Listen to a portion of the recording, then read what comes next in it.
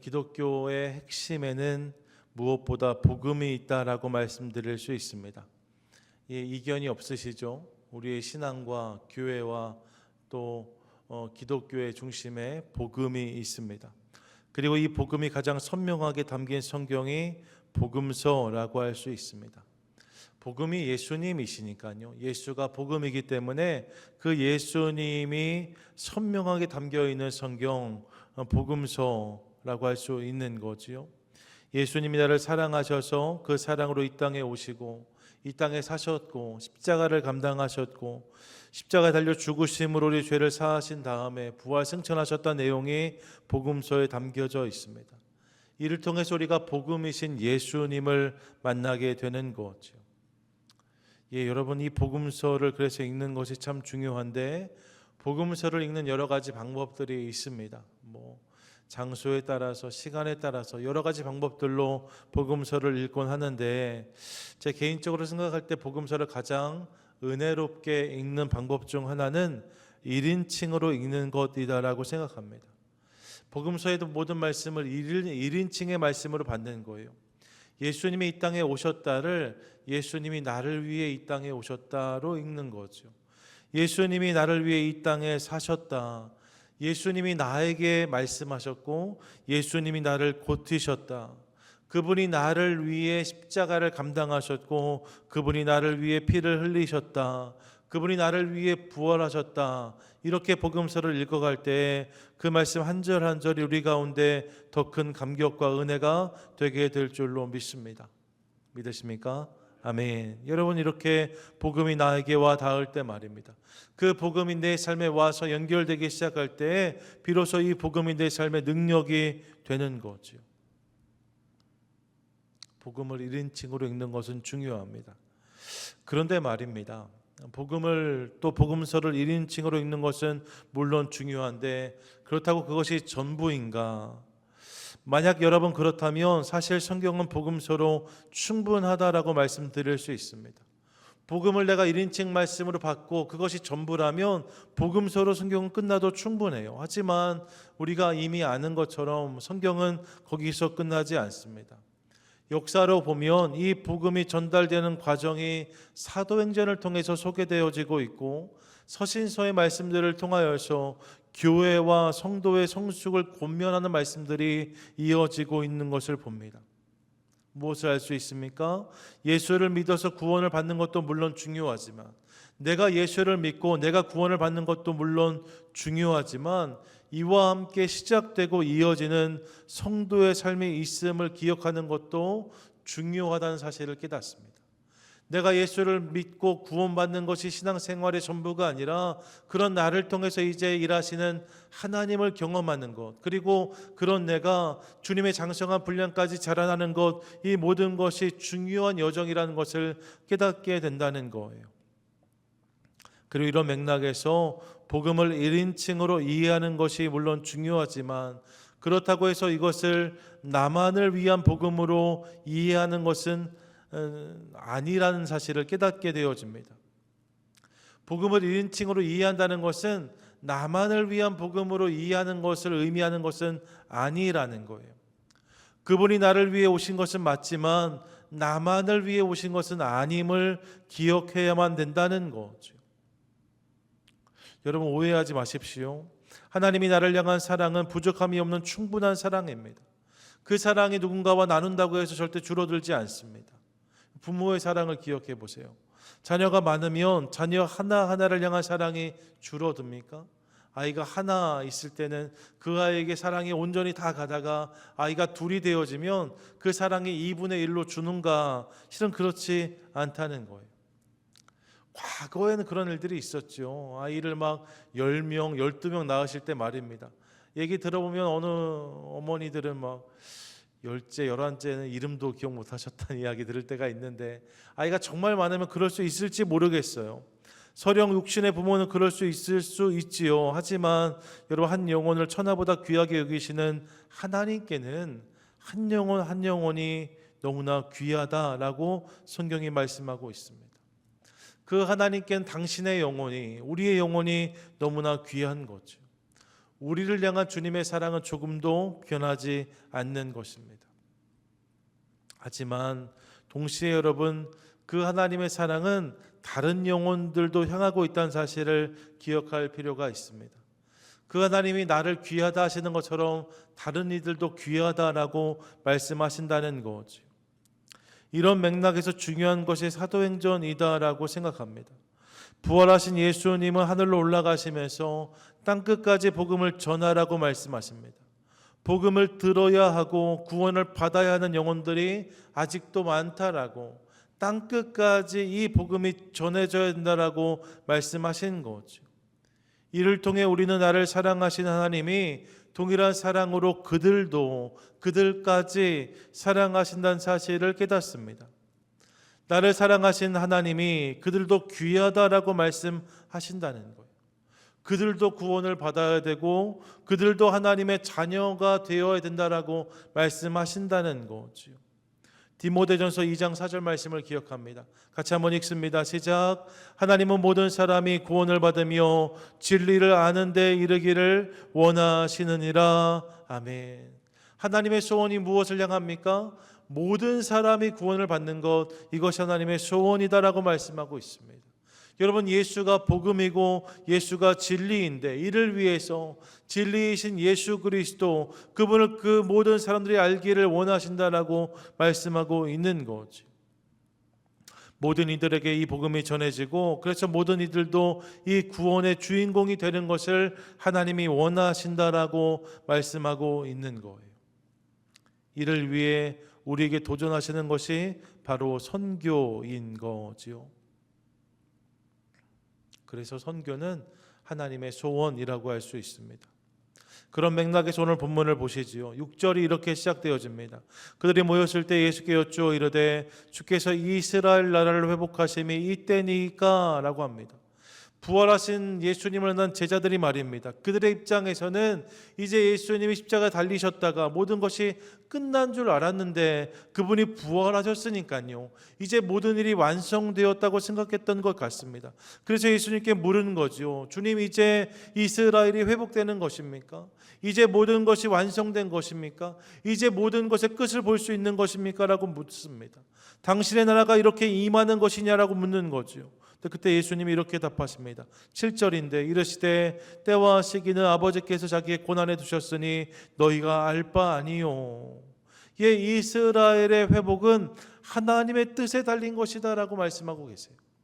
예수님이 십자가에 달려 죽으셨다가 부활하셨는데 이것이 끝이 아니다라고 말씀하신 거지요. 그러면서 8절에서 이렇게 말씀하시는데, 8절 말씀 잘 아는 말씀이에요. 같이 한번 읽겠습니다. 시작. 오직 성령이 너희에게 임하시면 너희가 권능을 받고 예루살렘과 온 유대와 사마리아와 땅끝까지 이르러 내 증인이 되리라 하시니라. 아멘. 이스라엘의 회복은 하나님께 달린 것이니까 그것은 그분께 맡겨놓고 이제 너희가 해야 될 일이 있는데, 이제 예수를 믿어 구원을 받고 나의 제자가 된 너희, 즉 우리는 하나님이 부어주시는 성령을 받아 그 권리와 능력으로 땅끝까지 가서 예수 그리스도의 증인이 되어야 된다라고 말씀하십니다. 이스라엘의 회복은 하나님께 속한 것이고 우리가 관심을 가져야 되는 것, 우리가에게 주어진 사명은 땅끝까지 가서 증인이 되는 것이다라고 말씀하셨다는 거예요. 이것이 우리 가운데 주어진 미션인 거죠. 여러분, 증인이 되라고 하시는데 증인이 누구입니까?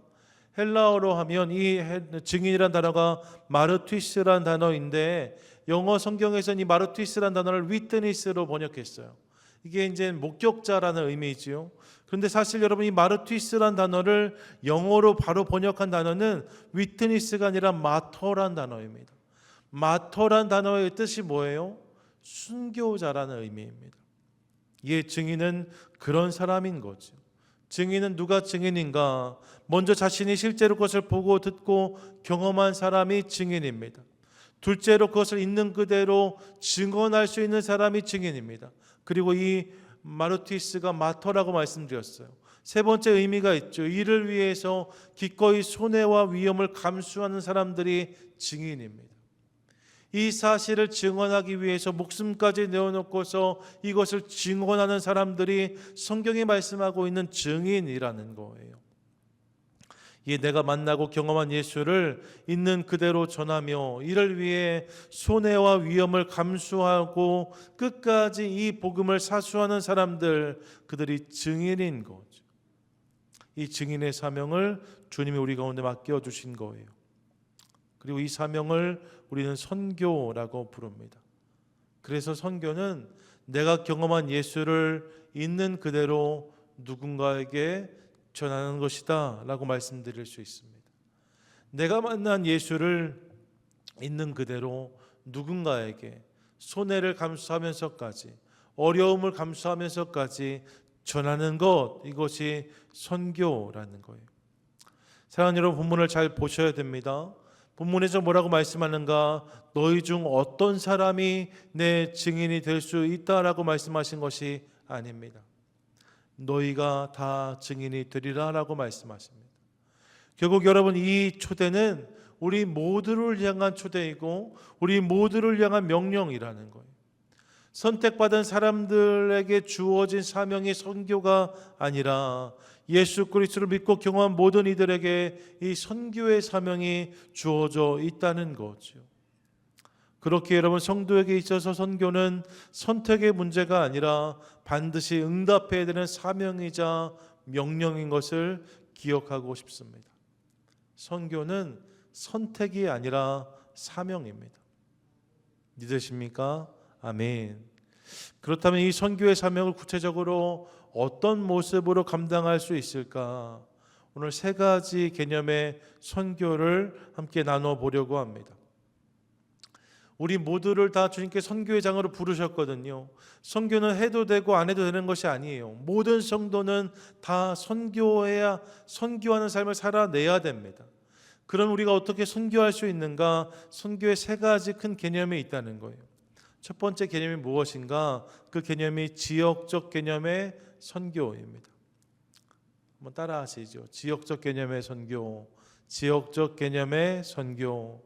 가장 전통적이고 일반적인 개념의 선교라고 할 수 있습니다. 본문 8절 다시 한번 보시겠어요? 오직 성령이 너에게 임하시면 너희 권능을 받고 한 다음에 예루살렘과 온 유대와 사마리아와 땅끝까지 이르러 라고 말씀하십니다. 여러분, 계속해서 지명이 언급되고 있어요. 지역이 언급되고 있습니다. 이렇게 지역이 옮겨지면서 복음이 확산되어야 된다라고 말씀하시잖아요. 그러니까 그렇게 다른 곳에 가서 복음을 전하는 것, 이것이 지역적 개념의 선교라고 할 수 있습니다. 실제로 사도행전을 보면 이렇게 움직이는 복음이 기록되고 있죠. 복음이 예루살렘에서 온 유대로 사마리아로 이동합니다. 여러분, 이 복음이 이동할 때 무엇을 통해서 이동해요? 사람을 통해서 이동합니다. 예수 그리스도에게 헌신된 성도와 제자들을 통해서 이 복음이 그렇게 이동하는 것을 봅니다. 이게 끝이 아니지요. 이후에 안디옥 교회에서 바울과 바나바를 파송하면서 복음은 보다 적극적으로 그 지경을 확장합니다. 1차 선교 여행에서 구브로섬과 이 터키 남부 지역의 복음이 전해졌다면 2차 선교 여행에서는 바울이 마게도냐 지역으로 넘어가면서 이제 새로운 대륙과 문명의 복음이 전달되기 시작합니다. 빌립보, 아덴, 베레아, 고린도, 이렇게 복음이 넘어가기 시작하는 거죠. 그리고 이 복음이 땅끝을 향합니다. 로마로, 이후에 유럽 전역으로, 그 복음이 아메리카 대륙으로, 아시아로, 이 이동 속에서 복음은 조선 땅에 전해졌고, 그렇게 해서 오늘 우리가 이 복음을 받게 된 거잖아요. 그리고 이 복음은 여전히 지속적으로 전달되어지고 있습니다. 여러분, 2023년 말 기준으로 보면 한국인 선교사가 말입니다. 전 세계 몇 개국에 나가 있을 것 같으세요? 전 세계 174개국에 23,318명의 선교사가 나가 있다고 파악되어져 있습니다. 여러분, 174개국에 23,318명의 선교사가 지금도 나가서 사역하고 있다는 거예요. 뿐만 아니라 단기 선교로, 중기 선교로 나가는 선교사들도 얼마나 많은지 모릅니다. 그렇게 생각해 보면 수많은 한국인들이 복음을 받고 성도가 되어서 이 복음을 가지고 지역을 이동하여서 복음을 전하는 일들 가운데 쓰임받고 있다는 거죠. 놀라운 일 아닙니까? 100년 전, 몇십 년 전에는 복음에 대해서 전혀 알지 못했던 우리가 이 복음을 가지고 세계 곳곳에 가서 복음을 전하고 있다는 거예요. 그 선교사님들이 모여서 하는 대회가 세계안이 선교 대회인 거잖아요. 놀라운 일입니다. 여러분, 이 일이 그렇게 여전히 진행되고 있음을 봅니다. 지역적 개념의 선교인 거죠. 이 선교가 중요합니다. 우리도 이 일에 가는 혹은 보내는 선교사로 참여하는 것을 통하여서 지역적 선교가 계속 진행될 수 있도록 이 가운데 쓰임받는 인생을 살아가는 저와 여러분, 우리 모두가 되시기를 축복합니다. 아멘. 그런가 하면 또 다른 개념의 선교도 있습니다.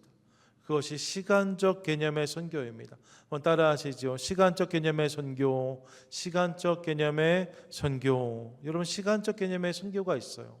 이게 무엇인가? 쉽게 말하면 다음 세대를 향한 선교라고 할 수 있습니다. 여러분, 요즘 우리가 경험하는 차이 중에 말입니다. 지역의 차이만큼이나 큰 차이가 어떤 차이인가? 세대의 차이입니다. 한국에 살다가 미국에 오면서 느끼는 큰 문화 충격도 물론 있지만, 여러분, 우리 세대, 죄송해요, 우리라고 묶어서 저보다 훨씬 어르신들이신데, 어르신들이 손주들을 만날 때, 더 젊은 사람들을 만날 때 느끼는 문화적 차이가 어마어마하다는 이야기를 듣습니다. 이 문화의 절벽이 점점 심해지는 시대를 살아가고 있어요. 과거에는요, 100년이 지나도 큰 변화가 없던 시절이 있었습니다.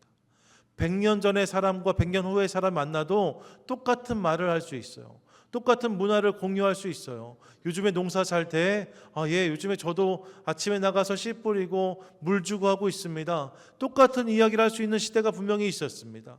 100년을 뛰어넘어도 대화가 통하는 시대가 있었어요. 하지만 산업혁명이 진행되면서 10년의 시간이 상당한 격차를 만들어내는 시대를 통과했습니다. 10년이 지나면 10년 밖에 있는 사람들하고는 대화가 잘 안 돼요. 다른 이야기를 하는 거예요. 다른 개념을 가지고 있는 거예요. 이후에 컴퓨터가 발명되고 첨단 기술의 시대로 넘어오면서 이제는 1년의 시간도 엄청난 차이를 만들어내고 있습니다. 여러분, 1년 단위로 시대가 바뀌는 거죠. 최근에는 하루가 멀다고 달라지는 세상을 만납니다.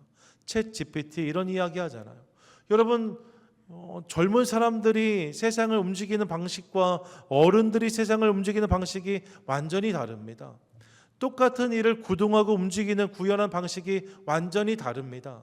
아이들이 하는 일을 어른이 이해할 수 없고 어른들의 말을 아이들이 이해하지 못합니다. 그런 시대를 살아가고 있어요. 가치가 다르고 사고의 방식이 다르고 의미의 기준이 다르고 언어와 표현이 다른 시대를 살고 있습니다. 그래서 어떤 분들은 미 전도 종족 중 하나가 다음 세대라고도 하시더라고요. 이런 차이 속에서 복음이 잘 전달되지 않는 거죠. 부모가 만났던, 우리 마음을 뜨겁게 했던, 눈물을 흐르게 했던 예수 그리스도가 그대로 그들에게 잘 전해지지 않는 것들을 경험하는 거예요. 똑같은 언어를 말할지라도 그들에게 그 언어가 복음으로 전달되어지지 않아요. 감동으로 와닿지 않아요. 그들의 마음을 때리지 않아요. 그런 시대를 살고 있는 거죠. 그들에게 복음을 전하는 것이 중요합니다. 그래서 시간적 개념의 선교도 중요하다는 거예요. 사실 구약 성경을 보시면 하나님의 백성인 이스라엘을 향해서 하나님이 끊임없이 요구하셨던 부분도 이와 같습니다. 뭐라고 말씀하세요? 여러분, 신약에서는 땅끝까지 복음을 전하라고 말씀하셨는데 구약에서의 하나님은 끊임없이 무엇을 말씀하시는가? 너희 자녀에게 하나님을 가르치라고 요구하세요.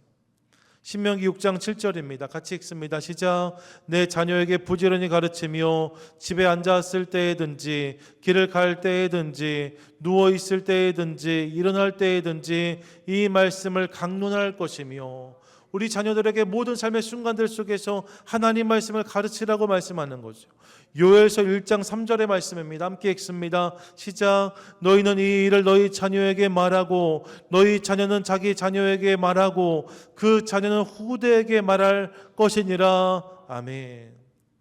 지금 무엇을 말씀하시는 거예요? 시간적 개념의 선교를 말씀하시는 거예요. 이 복음이 다음 세대에게, 그 다음 세대에게, 그 다음 세대에게 계속해서 전해지게 하는 일이 중요하다는 거죠. 그런 맥락에서 여러분, 이 시간적 개념의 선교에도 우리가 참여할 수 있기를 소망합니다. 우리 자녀들에게 이 복음을 전해주고 자녀들을 위해 뜨겁게 기도하는 부모가 될 수 있기를 소망합니다. 우리 각 가정의 자녀들뿐만 아니라 우리 교회의 다음 세대를 위해서도 더 많이 기도하고 격려하고 축복하는 것을 통하여서 그들을 건강한 복음의 세대로 세워내는 귀한 우리 모두가 될 수 있기를 간절히 소망합니다. 여러분, 오렌지 중앙교회가 20년 뒤에 30년 뒤에 어떻게 될지 궁금하십니까? 여러분, 오늘 예배 끝나면 교육동으로 가보세요. 거기에 20년 30년 뒤에 우리 교회가 지금 있습니다. 우리가 그들에게 어떻게 복음을 전하고 우리가 그들을 어떻게 격려하고 축복하는지가 우리의 내일을 결정하는 거죠. 하나님 나라의 내일을 결정하는 거예요.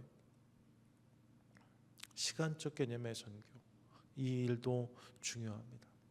그러므로 사랑하는 여러분, 우리 7월달 특별히 다음 세대 위해 더 많이 기도하고 축복하자는 말씀을 계속 드리고 있는데요, 이 모든 일들을 마음에 품고 함께 기도하고 격려하는 것을 통하여서 시간적 개념의 선교에도 참여하고 함께 이 일에 쓰임받는 저와 여러분 우리 모두가 되시기를 축복합니다. 아멘. 끝으로 세 번째 개념의 선교가 있습니다.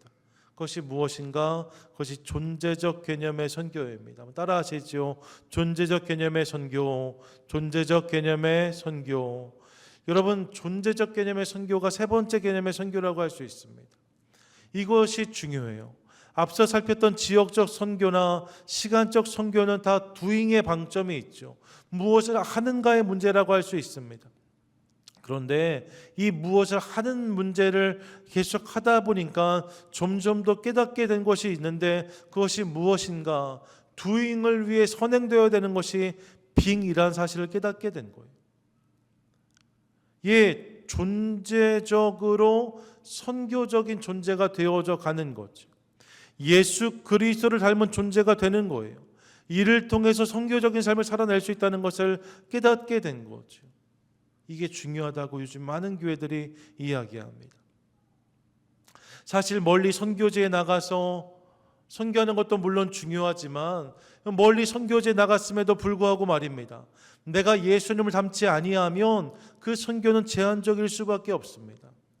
다음 세대에 아무리 관심이 많아도 부모 세대가 우리가 예수님을 닮지 않으면, 삶으로 예수님을 보여주지 않으면 그들에게 예수님이 잘 전해지지 않는 것을 보게 되어집니다.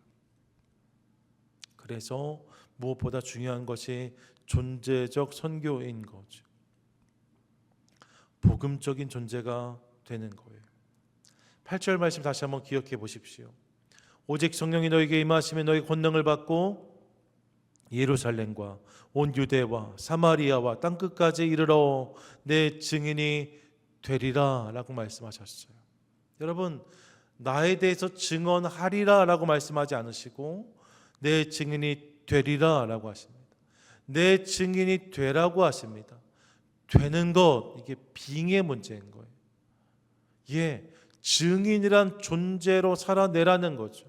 이를 통해 선교하라고 말씀하시는 주의 음성을 깨닫게 되어집니다.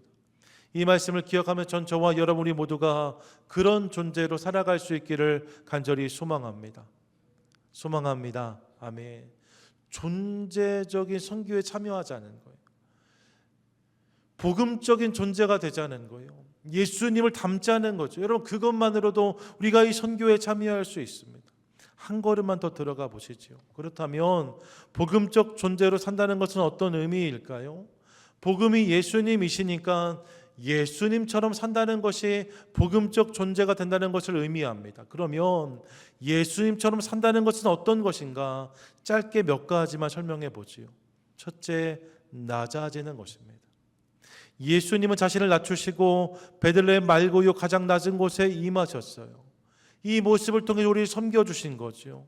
그리스도인은 높아지는 것이 아니라 낮아지는 것을 통해서 선교적인 삶을 살아낼 수 있습니다.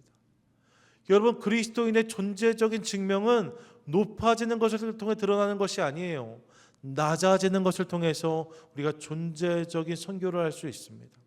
둘째로 섬기는 것입니다. 예수님은 섬김 받기 위해서가 아니라 섬기기 위해서 이 땅에 오셨다라고 말씀하십니다. 여러분, 우리가 섬김 받기를 거절하고 기꺼이 섬기기 시작할 때에 선교적 존재로 살아갈 수 있습니다. 섬김을 받으려고 하지 않고 삶의 모든 자리에 적극적으로 이 섬김을 실천할 때에 선교적인 삶을 살아낼 수 있다는 거예요. 세 번째는 포기하는 것입니다. 예수님은 당신의 권리를 주장하지 않고 포기하셨습니다. 심지어 목숨까지도 기꺼이 내어놓으셨습니다. 이를 통해 우리 가운데 영원한 생명을 주신 거죠. 여러분, 한 알의 밀알이 떨어져 썩지 아니하면이라고 말씀하셨던 주의 말씀을 기억해 보십시오. 하나님은요, 씨앗의 성공이 아니라 씨앗의 희생을 통해서 많은 열매를 거두시는 분이십니다. 씨앗이 성공할 때가 아니라 씨앗이 죽을 때, 씨앗이 자신의 권리를 포기하고 썩어질 때 이를 통해서 열매를 거두시는 분이 하나님이신 거죠. 그러므로 주장하는 것이 아니라 포기하고 내려놓는 것을 통하여서 선교적인 삶을 살아가는 우리 모두가 될 수 있기를 원합니다. 끝으로 여러분, 끝까지 사랑하는 그것이 예수님을 닮아가는 거예요. 예수님 우리를 사랑하시되 죽기까지 우리를 사랑하셨다라고 말씀합니다. 중단 없는 사랑을 통해서 여러분, 우리가 사랑받을 만한 존재가 아니잖아요. 내 자신이 나를 사랑하는 것도 쉽지 않은데 그런 우리를 끝까지 사랑하신다는 것은 예수님의 인내, 끈기, 오래 참으신 모든 것을 포함한 모습이라고 할 수 있습니다. 이 끝까지 참고 견디시는 것을 통하여서 우리를 사랑해 주셨어요. 그 사랑을 통해서 우리가 복음의 능력을 경험한 거죠. 우리도 그 사랑을 실천할 때 예수님을 보여줄 수 있습니다. 그 사랑에 도전하고 그 사랑을 실천하는 것을 통하여서 말입니다. 그 사랑을 완성하지 못할 수 있어요. 당연하지요. 연약하니까 말입니다. 하지만 그럼에도 불구하고 다시 그 사랑에 도전하고 다시 그 사랑에 도전하는 것을 통하여서 우리는 선교적인 삶을 살아낼 수 있습니다. 낮아지고 섬기고 포기하고 끝까지 사랑하는 것을 통하여서 존재적인 선교에 참여할 수 있다는 거예요. 이런 모습이 우리 가운데 있을 때에 그런 우리가 선교적인 삶이 되어지고 그 삶이 내 삶 가운데 있을 때 내 주변의 사람들이 누구를 보게 된다는 거예요? 예수님을 보게 된다는 거죠. 이 사실을 기억하며 사랑하는 여러분, 우리 가운데 주어진 모든 시간들 속에서 우리 가운데 허락된 모든 장소를 살아갈 때 이 선교적인 존재로 예수님을 닮은 성도로 날마다 살아가는 저와 여러분 우리 모두가 될 수 있기를 간절히 소망합니다. 아멘. 사랑하는 여러분, 다시 한번 말씀드리지만 선교는 선택의 문제가 아닙니다.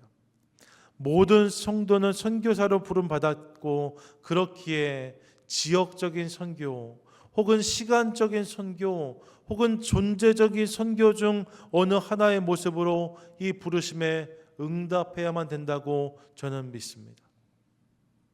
제가 전에 들었던 이야기예요. 어느 선교대에 아주 연세가 많으신 시니어 선교사님이 선교대에 나와서 마지막 말씀을 전하실 때 말입니다.